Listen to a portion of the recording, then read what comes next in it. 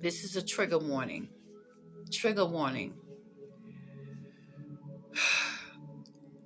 Parents, let's make better decisions, or let's stop and think about the decisions we're making for our children. God gave them to us so that we can guide them and we can protect them. In time past, a young lady, when she ended up in what they call family way, or pregnant by someone, the parents would make that male marry her. Okay, she's 15, he's 25. So obviously there's some manipulation that took place, or possibly graping, force.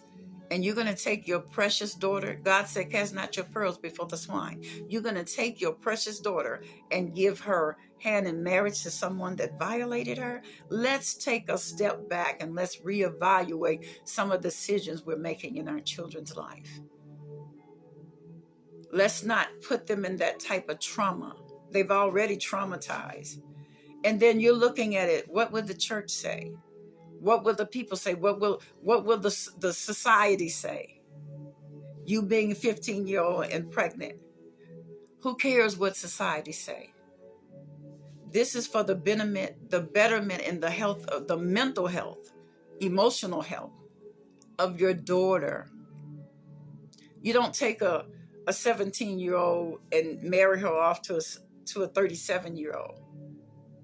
She haven't even lived her life, but you're making these decisions based upon what people think about you. It's not about your daughter, but what they think about you, or your role or your position in society. Do not allow your position to be greater than your daughter's future, to be greater than your daughter's life, to be greater than your daughter's destiny, or to be greater than her presence. Deal with it. Love on her, help her, assist her, but do not cast your daughter before the swine. Don't cast your pearls before the swine. Don't put your daughter in Hades.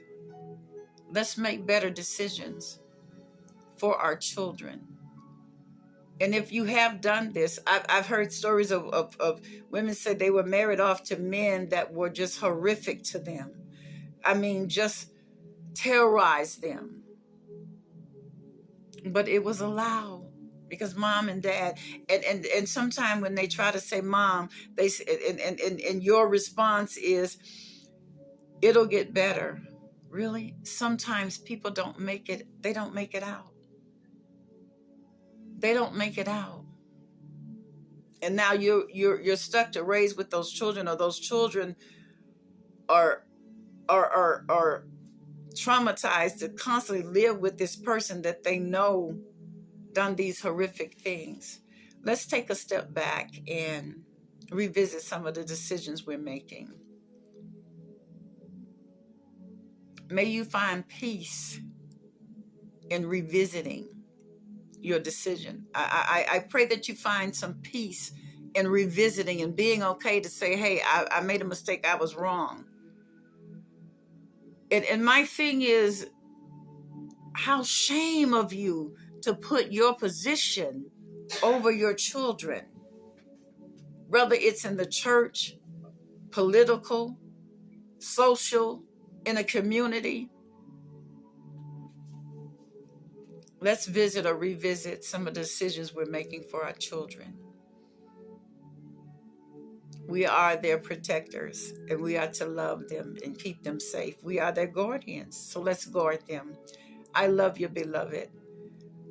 Let's stop and take a moment. Let's take a step back and really look at what we're doing.